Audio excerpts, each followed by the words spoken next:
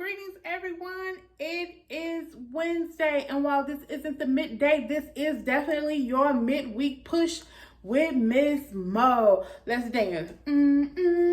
Okay, maybe not. Anyway, I just wanted to stop by and chat with you guys, and I wanted to encourage you in some things on this week. I was sitting at my desk, and I was talking to someone and I had asked them a question about how something went and it exceeded their expectations, and we were celebrating it, and I shared something with them that got me to thinking, and I wanted to share that with you guys as well for this week's push. I'm looking over here because I wrote it out, and it is 6 things towards whatever it is you're going after. First, you want to dream it. After you dream it, you want to envision it. What's the difference, you say? Envisioning it is like bringing it to life within you. It's embracing it. It's owning that thing. It's letting every part of you connect with what you just dreamed about. Why is that important? Because now you have to believe it so much that you open your mouth and you begin to declare it. That you begin to release that thing in the atmosphere and command the atmosphere to start making its way, and command the earth to start yielding its fruit towards what it is you've just dreamed about. After you've dreamed it, after you've envisioned it, after you've declared it, because how many of you know the Bible tells us that faith without works is what? Dead.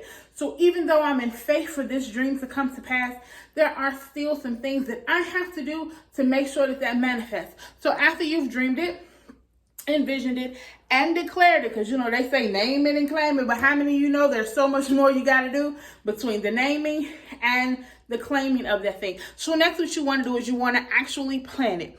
Why are you planning it? Because that means you're doing research. You need to understand how this thing comes to pass and what's required. You want to know, depending on what it is you're doing, if there are any laws, if there's any setups or anything like that that are needed for this thing. And if there are, you want to make sure you're crossing all of your T's, dotting all your I's, putting those commas and periods in where they need to go, and make sure that everything is ready. Your checks and your balances. You want to create your list, your to-dos, your tasks, your responsibilities, so that you can stay on top of them and check those things out as you go along.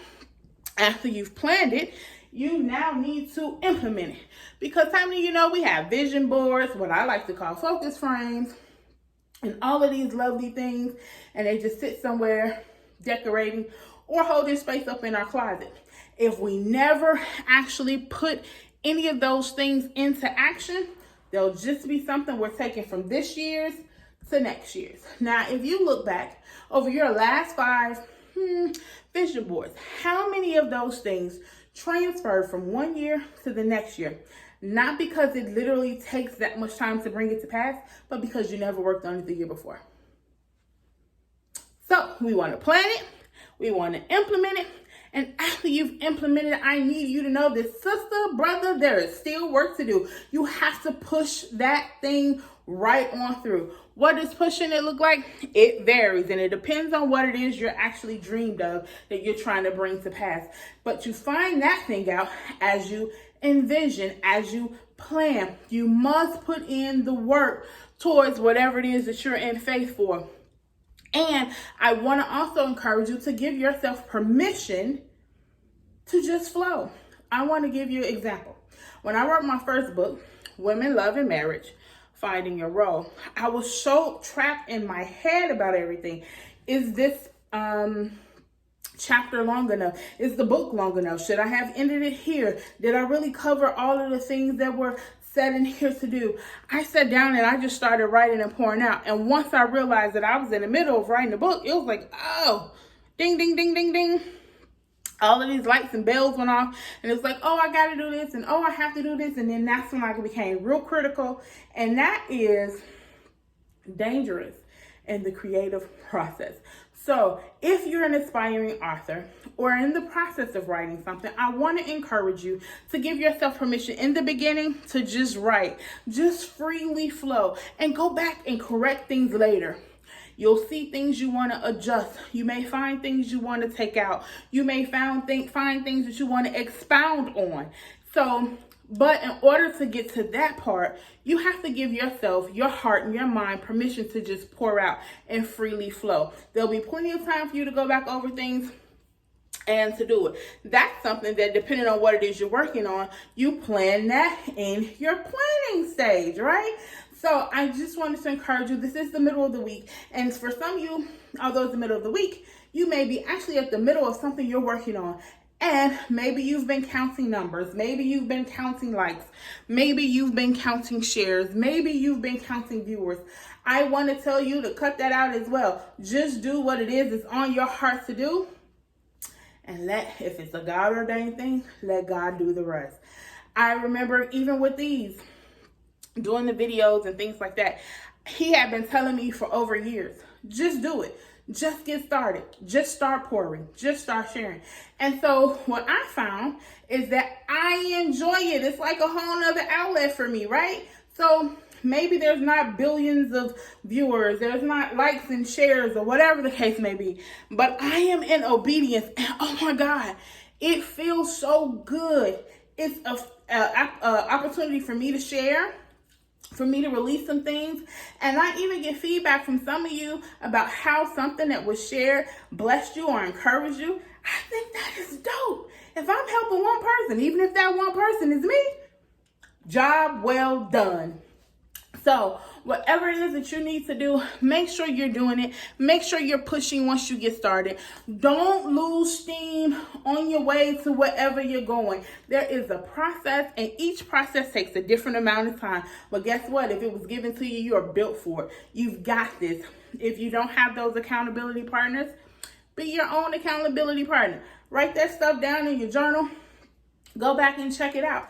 But whatever you do, keep going. And don't forget, I hope you're taking your 10. Take 10. That's our thing. I think I started calling it Got 10. It was a question. But I want you to take 10. Remember to take 10 minutes out of your day.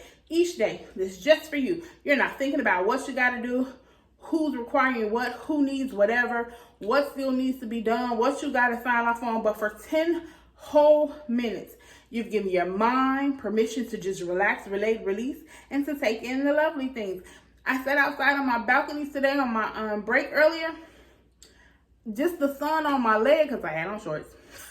The sun on my legs felt so good. The sun on my face, it wasn't overly hot. It was just an amazing time on my balcony in a little old lawn chair that I paid $10 for, maybe $8 on clearance or something like that at Walmart. And it was an amazing time. I even left my phone in the house. How dope was that? Well, anyway, this has been your midweek push with your girl, your host, Miss Mo. I hope I have encouraged you to continue on. I hope something was shared or said that is a blessing to you, that helps you keep going with whatever it is you're working on, whatever it is you're standing and believing God for. Remember that faith without works is dead, and without faith it's impossible to please God. Now faith is the substance of things hoped for and the evidence of things not seen. That means sometimes the only evidence of what you're believing for is you believing for it. Is you by hearing, because faith comes by hearing, and hearing by the word of God. All right, that's it. I love you guys. Thank you for spending a few minutes with me. Until next time, keep it kingdom.